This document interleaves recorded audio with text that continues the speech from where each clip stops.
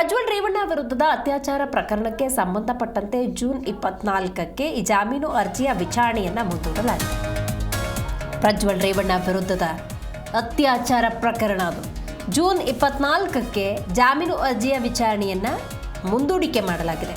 H D. Revanna ವಿರುದ್ಧದ ಲೈಂಗಿಕ ದೌರ್ಜನ್ಯ ಪ್ರಕರಣಕ್ಕೆ ಸಂಬಂಧಪಟ್ಟಂತೆ ಎಫ್ಐಆರ್ ರದ್ದತಿ ಕೋರಿ ಸಲ್ಲಿಸಿದ್ದ ಆ ಅರ್ಜಿಯ ವಿಚಾರಣೆ ಕೂಡ ಮುಂದೂಡಿಕೆಯಾಗಿದೆ.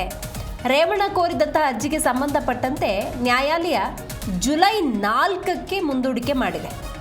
ಸೊ ಹೈಕೋರ್ಟ್ನಿಂದ ಅಪ್ಪ ಮತ್ತು ಮಗನಿಗೆ ಈ ಬಾರಿ ಕೂಡ ನಿರಾಸೆಯಾಗಿದೆ.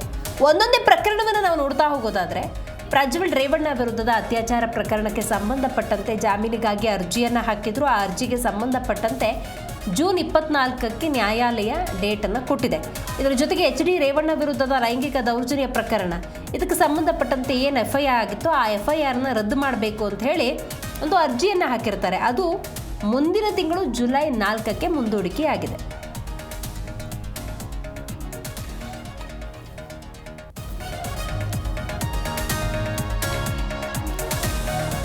ಮನೆ ಕೆಲಸದಾಕಿಯ ಮೇಲಿನ ಲೈಂಗಿಕ ದೌರ್ಜನ್ಯ ಪ್ರಕರಣ ಇದು. ರಾಜ್ಯದಲ್ಲಿ ಈ ಪ್ರಜ್ವಲ್ ರೇವಣ್ಣ ಮತ್ತು ಎಚ್.ಡಿ. ರೇವಣ್ಣ ಪ್ರಕರಣ ಸಂಚಲನವನ್ನೇ ಹುಟ್ಟುಹಾಕ್ತು.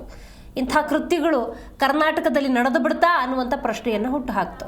ಮಾಜಿ ಸಚಿವ ಎಚ್.ಡಿ. ರೇವಣ್ಣ ವಿರುದ್ಧ ದಾಖಲಾಗಿದ್ದಂತಹ ಎಫ್ಐಆರ್ ನ್ಯಾಯಿಕ ಪ್ರಕ್ರಿಯೆ ರದ್ದತಿ ಕೋರಿ ಅರ್ಜಿ ವಿಚಾರಣೆಯನ್ನು ನಡೆಸಿದಂತಹ ನ್ಯಾಯಾಲಯ ಮುಂದಿನ ತಿಂಗಳು 4ಕ್ಕೆ ಡೇಟನ್ನು ಕೊಟ್ಟಿದೆ. ಇನ್ನು ರೇವಣ್ಣ ಪರವಾಗಿ ಹಿರಿಯ ವಕೀಲರಾಗಿರುವಂತಹ ಸಿ.ವಿ. ನಾಗೇಶ್ ಅವರು ವಾದವನ್ನು ಮಂಡಿಸಿದ್ದಾರೆ. ಹೈಕೋರ್ಟ್ ನ್ಯಾಯಮೂರ್ತಿ ಎಸ್.ಆರ್. ಕೃಷ್ಣಕುಮಾರ್ ಪೀಠದಲ್ಲಿ ಅರ್ಜಿಯ ವಿಚಾರಣೆ ನಡೆದಿದೆ. ವಿಚಾರಣೆ ತಡೆ ಹಿಡಿಯುವುದು ಎಚ್.ಡಿ. ರೇವಣ್ಣ ಅವರಿಗೆ ಮಾತ್ರ, ಉಳಿದಂತೆ ಮುಂದುವರಿಯಬಹುದು ಅಂತ ಹೇಳಿ ಹಿರಿಯ ವಕೀಲ ಸಿ.ವಿ. ನಾಗೇಶ್ ಅವರು ವಾದವನ್ನು ಮಂಡಿಸಿದ್ದಾರೆ. ರಾಜ್ಯ ಸರ್ಕಾರದ ಪರ ವಿಶೇಷ ಸರ್ಕಾರಿ ಅಭಿಯೋಜಕ ಪ್ರೊಫೆಸರ್ ರವಿ ವರ್ಮಾ ಅವರು ತಮ್ಮ ವಾದವನ್ನು ಮಂಡಿಸಿದ್ದಾರೆ.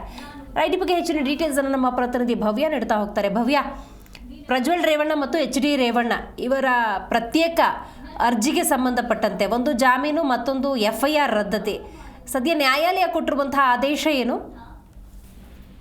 ದಿವ್ಯಾ, ಸದ್ಯ ಹೊಲ್ನಾಡ್ಸಪುರ ಮಹಿಳೆಯ ಮೇಲೆ ಲೈಂಗಿಕ ದೌರ್ಜನ್ಯ ಪ್ರಕರಣಕ್ಕೆ ಸಂಬಂಧಪಟ್ಟಂತೆ ಪ್ರಜ್ವಲ್ ರೇವಣ್ಣ ವಿರುದ್ಧದ ಕೇಸ್ ವಿಚಾರಣೆಗೆ ಹೈಕೋರ್ಟ್ ಅನುಮತಿ ಕೊಟ್ಟಿರುವಂತದ್ದು. ಇದು ಪ್ರಮುಖ ವಿಚಾರ, ಯಾಕಂದ್ರೆ ಈಗಾಗಲೇ ಜನಪ್ರತಿನಿಧಿಗಳ ವಿಶೇಷ ಕೋರ್ಟ್ ನಲ್ಲಿ ಟ್ರಯಲ್ ಹಂತದಲ್ಲಿತ್ತು. ಸೊ ಇದಕ್ಕೆ ತಡೆ ಕೋರಿ ಹೈಕೋರ್ಟ್ಗೆ ಅರ್ಜಿ ಹಾಕಿದ್ರು. ಆದ್ರೆ ಹೈಕೋರ್ಟ್ ಜನಪ್ರತಿನಿಧಿಗಳ ವಿಶೇಷ ಕೋರ್ಟ್ಗೆ ಅಂದ್ರೆ ಅನುಮತಿಯನ್ನ ಕೂಡ ನೀಡಿರುವಂತದ್ದು. ಸೊ ವಿಚಾರಣೆ ಮುಂದೂಡುವಂತೆ ನೀಡಿದ ಆದೇಶ ಎಚ್.ಡಿ. ರೇವಣ್ಣ ಅವರಿಗೆ ಮಾತ್ರ ಸೀಮಿತ, ಇದು ಪ್ರಜ್ವಲ್ ರೇವಣ್ಣ ಅವರಿಗೆ ಸೀಮಿತ ಇಲ್ಲ ಅಂತ ನ್ಯಾಯಮೂರ್ತಿ ಎಸ್.ಆರ್. ಕೃಷ್ಣಕುಮಾರ್ ಅವರಿದ್ದ ಹೈಕೋರ್ಟ್ ಪೀಠ ಆದೇಶವನ್ನ ಕೂಡ ಕೊಟ್ಟಿರುವಂತದ್ದು. ಇದೇ ಪ್ರಕರಣದಲ್ಲಿ ಜಾಮೀನು ಕೋರಿ ಪ್ರಜ್ವಲ್ ರೇವಣ್ಣ ಅವರು ಅರ್ಜಿಯನ್ನ ಕೂಡ ಸಲ್ಲಿಸಿದ್ರು.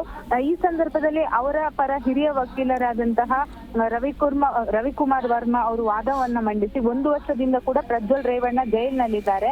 ಈ ಕೇಸ್ನಲ್ಲಿ ಒಂದಿಂಚು ಪ್ರಗತಿ ಆಗಿಲ್ಲ. ಸೊ ಅವರು 1 ವರ್ಷದಿಂದ ಪರಪ್ಪನಾಗ್ರಹದಲ್ಲಿ ಬಹಳ ಕಷ್ಟಪಟ್ಕೊಂಡಿದ್ದಾರೆ. ಈ ರೀತಿಯಾದಂತಹ ವಾದವನ್ನ ಮಾಡ್ತಾರೆ. ಆದ್ರೆ ಸಾಕ್ಷ್ಯ ವಿಚಾರಣೆ ಶೀಘ್ರ ಆರಂಭವಾಗುತ್ತೆ. ಸೊ ಈ ಕಾರಣಕ್ಕಾಗಿ ಅವ್ರಿಗೆ ಯಾವುದೇ ಕಾರಣಕ್ಕೂ ಜಾಮೀನನ್ನ ಕೊಡಬಾರ್ದಂತ ಸರ್ಕಾರಿ ಪರ ವಕೀಲರು ಕೂಡ ವಕಾಲತ್ತನ್ನು ವಹಿಸಿರುವಂತದ್ದು. ಸದ್ಯ ಕಾಲಾವಕಾಶದ ಕೊರತೆ ಹಿನ್ನೆಲೆ ಅರ್ಜಿ ವಿಚಾರಣೆಯನ್ನ ಜೂನ್ 24ಕ್ಕೆ ಹೈಕೋರ್ಟ್ ಮುಂದೂಡಿರುವಂತದ್ದು. ಅದೇ ಸಂದರ್ಭದಲ್ಲಿ ಜೆಡಿಎಸ್ ಶಾಸಕ ಎಚ್.ಡಿ. ರೇವಣ್ಣ ಸಲ್ಲಿಸಿರುವ ಅರ್ಜಿ ವಿಚಾರಣೆ ಕೂಡ ನಡೆದಿರುವಂತದ್ದು. ಅಂದ್ರೆ ಎಫ್ಐಆರ್ ಆಗೇನೆ ನ್ಯಾಯಿಕ ಪ್ರಕ್ರಿಯೆ ರದ್ದತಿ ಕೋರಿ ಅರ್ಜಿ ವಿಚಾರಣೆ ಇದಾಗಿದ್ದು.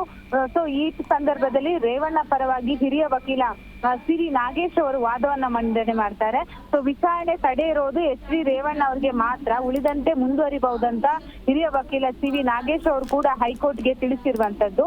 ಸೊ ಈ ಸಂದರ್ಭದಲ್ಲಿ ಪ್ರಮುಖ ವಿಚಾರ ಅಂದ್ರೆ ಜನಪ್ರತಿನಿಧಿಗಳ ವಿಶೇಷ ನ್ಯಾಯಾಲಯದಲ್ಲಿ ಇನ್ನು ಮುಂದೆ ವಿಚಾರಣೆ ಮುಂದುವರಿಯುತ್ತೆ. ಸೊ ಪ್ರಜ್ವಲ್ ರೇವಣ್ಣಗೆ ಇದು ಸಂಕಷ್ಟ ಅಂತ ಹೇಳ್ಬಹುದು. ದಿವ್ಯಾ, ಥ್ಯಾಂಕ್ ಯು ನಿಮ್ಮೆಲ್ಲ ಮಾಹಿತಿಗಾಗಿ ಭವ್ಯ.